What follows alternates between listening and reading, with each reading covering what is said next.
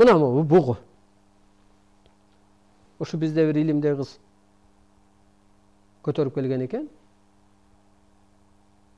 Жанагы искусство институтунда мугалимби бир окуучум жасады эле деп. Мына ак кемедеги бугу деп элестетели. Адамды алып калды го.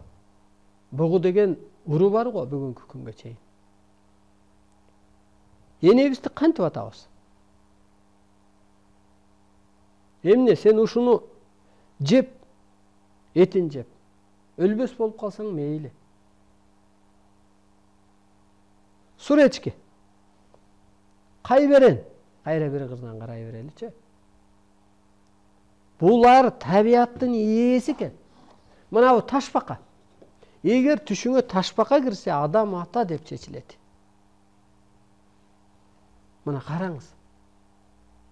Адам ата, ааламдык күч болуп чечилет. Бул көрүнүшүң да ошондой, түшүң да ошондой. Анан астыбызда ташбаканы тебелейбизби? Үйгө алып келип кордойбузбу? Аны кордосок жолубуз торолуп атат го мүмкүн. Көрдүңүзбү, ошон үчүн жандыкка маани берген да. Мындан кичик кумурсканы буспай атпайбы? Андан кийин мына жылкы. Кыргыздын жөлөмөгүчү ушул бир кыры жылкы.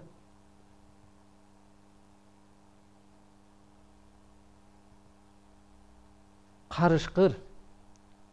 Кыргыздын жөлөмөгүчү. Алып кара куш, ажыдаар деп берилет. Жолборс деп берилет. Ошо сыпаттар Кыргызда бар. Мына арстандык сыпат, жолборстук сыпат, кайтпастык сыпат. Көрөгөчтүк алып кара куштай.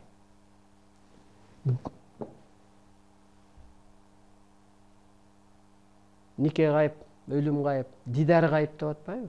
Күлүк. Ат адамдын канаты делип коет го. Аттын көзү ачык деп коет го.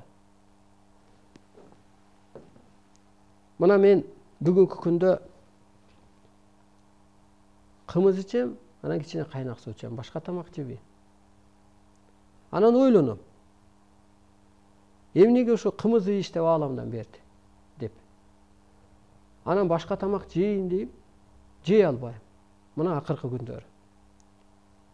Анан ойлоном, бул эмнеге муну ичем десем, ушу кымыз менен эле мен жашай аламбы, нан деле болсамбай деп ойлоном да. Ооба, көрсө алей деле төрөлгөндөн кийин эненин сүтү менен жашап атпайбы? Буламыктагы печенье деле жебей, мейли бир 3 жашка чейин.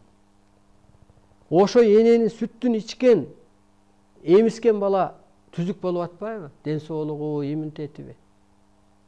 Түшүндүм. Бул мен бээнин сүтүн ичип аткан турбаймынбы?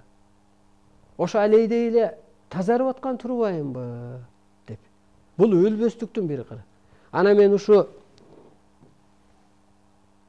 анан ойлондум. Уйдун сүтү майлуу, топостун сүтү майлуу, а мунун сүтүндө май жок. Кымыз эмнеге ачытылат? Аракты ичип ийсең ичиң ысыгандай, кымызда да кичине ачытылганда ал денени ысытат. Энергияга толтурат. Эски шлактарды кетирет.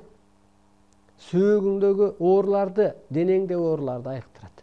Анан мен кантип ушу жылкыга сый кылбайм? Мисалга, мына караңыз. Ушинтип отуруп, түшүмдө акчылаанды көрөм. Мына акчылаан.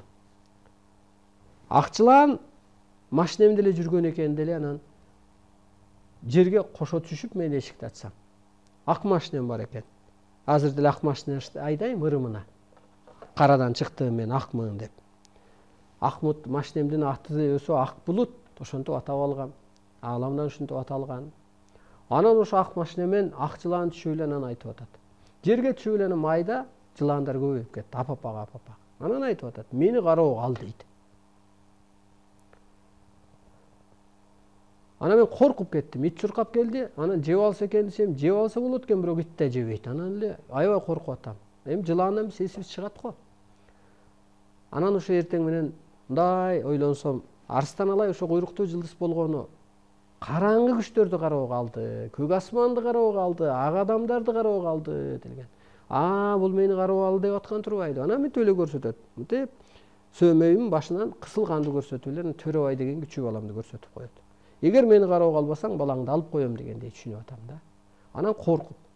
Анан көрдүңүзбү? Адам энергиялуу арстаналай, куйруктуу жылдыздын энергиясын кийген арстаналай. Ушул караңгы күчтөрдү, аалам күчтөрүн кароого алганда анан аалам күчтөрү суу, от, табият бизге кызмат кылып берип атат. Дүйнөнү дүңгүрөтүп ойготуп атат. Өзгөртүп атат. Мына көрдүңүзбү? Анан ак жылан эгер түшкө